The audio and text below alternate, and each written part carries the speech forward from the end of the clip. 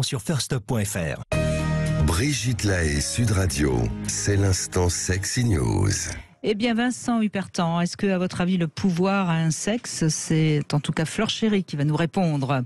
Oui, bonjour. Bonjour Flore. Oui, puisqu'il est question aujourd'hui de bandaison masculine, un symbole de pouvoir très éloquent. Je viens donc vous poser cette question. Le pouvoir a-t-il un sexe? C'est un très joli reportage qui est sorti sur Public Sénat ce week-end, encore accessible en replay jusqu'en 2026, qui pose cette question fascinante. Si ce pouvoir a un sexe, quel serait-il? Alors cette question, elle est brûlante, elle n'est pas nouvelle. Des auteurs comme Alain Soral y ont déjà répondu de façon très tranchée. Oui, le pouvoir aurait un sexe, il serait masculin, citant la femme comme l'être du désintérêt politique. Dans son livre Vers la féminisation, sorti en 98, il essaierait de comprendre l'arrivée des femmes au pouvoir, sous-entendant que le pouvoir masculin, noble et responsable, serait lui en voie d'extinction. Alors c'est grossier, mais c'est pas forcément faux à 100%. Que la femme soit l'être du désintérêt politique, et on va y revenir. Ce qui est intéressant dans le reportage de Public Sénat, c'est qu'on parle de l'exercice du pouvoir dans différents domaines, mais principalement évidemment en politique. On voit clairement des différences observables d'exercice du pouvoir chez les femmes et les hommes élus. Chez les femmes, il est plus horizontal et fonctionne plus en coopération que chez les hommes. Là, je ne vous apprends rien. Tout le jus du reportage, c'est qu'il y a une partie sur la recherche scientifique autour du pouvoir, notamment chez les animaux. Et avant même de parler de pouvoir, il faudrait déjà le définir.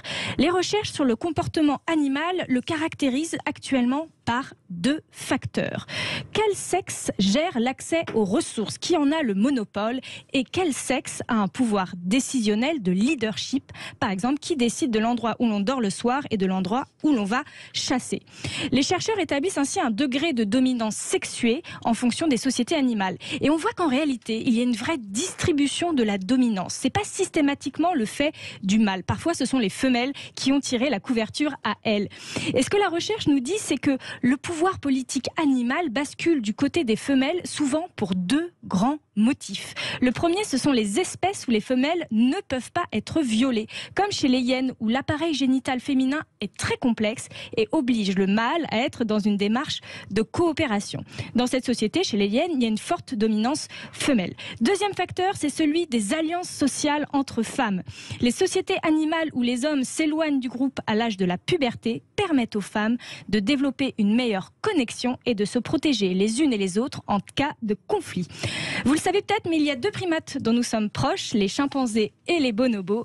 Deux primates qui ont des structures sociales très différentes. Chez les chimpanzés, il y a un mâle alpha qui monopolise et détermine l'accès aux ressources, mais les décisions de la vie courante sont prises démocratiquement. Donc, où est-ce qu'on va chasser, où est-ce qu'on dort, les hommes et les femmes se prononcent. Pour les bonobos, c'est plus une dominance femelle. Hommes et femmes chassent ensemble, mais ce sont les femelles qui assurent la distribution de la nourriture. Donc, difficile de déterminer une tendance particulière pour l'humain en regardant simplement nos voisins les primates.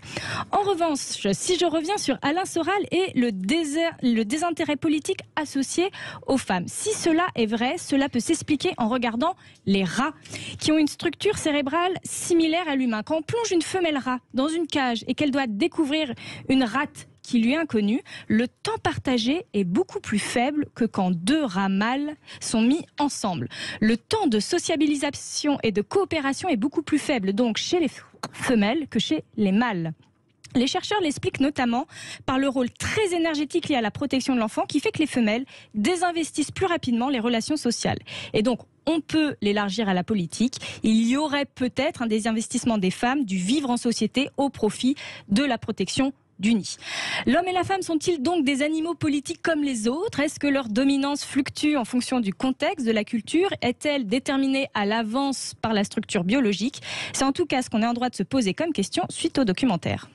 Oui, c'est intéressant et je crois que encore une fois, il faut faire attention aux réponses qui seraient trop absolues. Mais ce qu'on remarque notamment dans les entreprises, quand ce sont des femmes qui gouvernent, elles vont avoir plus la notion de ce qui va pouvoir se transmettre au fil des années dans l'entreprise, et l'homme va être plus dans une action immédiate et une rentabilité immédiate. Et on voit bien, par exemple, sur l'écologie, la femme est souvent plus long-termiste que court-termiste. exactement. Donc je pense qu'on a des différences de toute façon dans notre fonctionnement. Après, évidemment, ne faisons pas de caricature. Il y aura des femmes avec une vision plus masculine et des hommes avec une vision plus féminine, je pense. Enfin, moi, c'est un peu la réponse que j'ai envie de donner. Voilà. Je vois la même chose en andrologie. C'est vrai que c'est biaisé. Consultation d'andrologie, c'est des hommes, mais les hommes qui consultent, c'est pour savoir comment fait-on l'érection, c'est mon érection.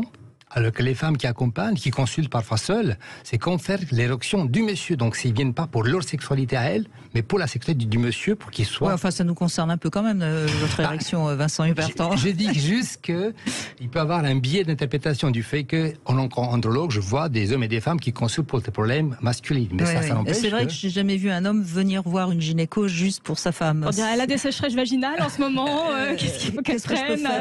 Enfin, moi, j'ai pas l'impression. Hein, si un gynéco qui nous écoute et qu'il a un cas, vite, qu'il nous appelle. C'est vrai que je vois beaucoup de femmes qui consultent pour leur homme. Seules. Pour leur homme. Pour savoir comment peut-on faire, parce que le mec il aimerait bien, mais il n'ose pas, etc. Donc quelles sont les solutions, etc. Voire parfois même, quémander une ordonnance, parce que c'est du mal à donner l'ordonnance alors que j'ai pas examiné monsieur. Bon, bref. Donc du coup, ça vient un petit peu dans la même direction. Donc, il y a quand même une espèce de différence, en tout cas sur le parti sexuel, je suis certain. Oui, sur l'érection. Et après, sur le pouvoir, c'est très intéressant. Et ce qui est intéressant aussi, c'est sur... on voit quand même qu'il y a des recherches culturelles qui sont assez poussées sur comment est-ce que les hommes et les femmes se perçoivent par rapport au pouvoir. Donc, notamment quand il y a beaucoup de choses qui sont faites sur les enfants, quand on anonymise, enfin pas anonymise, quand on asexualise deux figures et qu'on demande à l'enfant est-ce que c'est une femme ou c'est un homme. Par exemple, si on voit quelqu'un qui est très dominant et qui, dans son attitude, ça va être souvent un homme, parce que c'est physique. En revanche, si on dit à des petits-enfants, il y a une personne qui a 10 €, l'autre qui en a 2, qui est un homme, qui est une femme, là on remarque que les réponses sont beaucoup plus diluées. C'est-à-dire que qui a le pouvoir financier, finalement les enfants n'ont pas forcément la réponse. En particulier les petites filles qui, de façon aléatoire, disent parfois un homme, parfois une femme. Donc ça c'est assez intéressant, c'est-à-dire qu'ils n'ont pas encore emmagasiné que la dominance financière, l'argent serait le pouvoir ou serait associé aux hommes. Et ça vient peut-être plus avec le temps. Donc ça c'est assez intéressant. Ça dépend de qui tient la bourse. Voilà. Qui a les bourses. D'ailleurs, qui possède le contenu, quoi. Qui possède le contenu. Bien sûr. Mais en tout cas, je sais qu'il y avait eu un sondage qui avait été fait à l'époque où Ségolène Royal était au second tour, et on avait des femmes qui de toute façon ne voulaient pas voter pour une femme, alors qu'on avait peu d'hommes qui ne voulaient pas voter pour un homme. Donc on voit bien quand même que l'image du pouvoir est très masculine. Donc ça c'est culturel. Oui, c'est culturel, bien sûr. Et dans le reportage, ce qui est intéressant, c'est qu'on voit aussi que la sanction politique, par exemple, une femme qui va faire une petite phrase, va être beaucoup plus violente quand c'est une femme que quand c'est un homme. On pardonne beaucoup plus la petite phrase à un homme qu'à une femme, sans doute, qui est associée à la bêtise. Mais enfin, un des meilleurs chefs militaires en français, c'est quand même Jeanne d'Arc. Hein. Oui. Non, mais vous êtes d'accord, Vincent? Oui, absolument. Bon, alors. Mais heureusement, elle est vierge, soi-disant, donc c'est pas. Est-ce que c'est vraiment une femme? Voilà, une question. Bah oui, elle était vierge, oui. Oui, mais je sais pas. Oui, il y a quelque chose d'un peu asexué dans la représentation de Jeanne d'Arc. C'est un peu ça que je voulais dire. Oui, j'avais bien compris. Mais enfin, derrière un homme de pouvoir, il y a souvent une femme, de toute façon. Il y a déjà la mère, de toute façon, ça c'est sûr. La femme de l'ombre. Parce que la mère de Napoléon, c'était pas rien. Hein. Non, mais c'est vrai, c'est important, parce que finalement, quel est le problème, quoi. Voilà. Mais en fait, on voit la même chose chez les bonobos, parce qu'on parlait des bonobos. Pour comprendre la sexualité masculine, j'ai beaucoup travaillé en éthologie et anthropologie pour comprendre d'où ça vient, et on se rend compte que, par exemple, dans l'ascension au pouvoir des enfants, des mâles, c'est les mères pour qu'ils les protègent, pour faire en sorte que son bambin arrive au sommet pour avoir le pouvoir sur le groupe. Donc c'est vraiment c'est un soutien, donc c'est une dominance masculine, même si elle n'est pas toujours évidente. Dominance féminine, alors, pardon. Oui, voilà, féminine. Chez les bonobos, c'est plutôt comme ça que ça se construit. C'est une dominance féminine qui va se manifester non pas sur le pouvoir même, mais y compris en coopération. Enfin, avec les enfants. En coopération et puis par élevant. Mais c'est ça, en élevant des petits qu'on va aider. En fait, l'aide n'est pas gratuite. Voilà, l'aide n'est pas gratuite. Sert à soi-même. C'est très politique. C'est très politique. Mais c'est ce que j'entends par coopération. Coopération, c'est parce qu'il y a un intérêt derrière. Absolument. Et les femmes ils sont plus sensibles, c'est vrai. Eh bien, merci. En tout cas, ça suscite un débat, hein, et peut-être que vous avez envie, vous aussi. Est-ce qu'on voterait pour un homme président de la République si on savait qu'il ne bande pas, hein, franchement? Je pense qu'on se posait des questions. On se poserait des questions. Je pense qu'on se posait des questions. Parce que pouvoir et virilité, on n'a pas parlé, mais je crois qu'il y a quand même un lien. Il y a un reportage il y a quelques années sur le sujet, et on se rend compte qu'entre sexualité, virilité et pouvoir, il y a quand même aussi un lien très fort. Et peut-être qu'il avait intérêt à cacher son cancer de la prostate, hein, vous voyez de qui je parle. Hein. Bon, bref, je n'en dirai pas plus sur... Pardon ? La vérité était là, malgré le cancer. Le cancer n'empêche pas la vérité. Non, mais enfin, symboliquement, c'est quand même pas rien. Mais bon, symboliquement. Merci en tout cas Flore Chéry. On peut vous retrouver bien sûr sur union.fr, sur mysuitefantasy.com et allez vous voir au Suite Paradise si on a envie de voir des petits spectacles érotiques.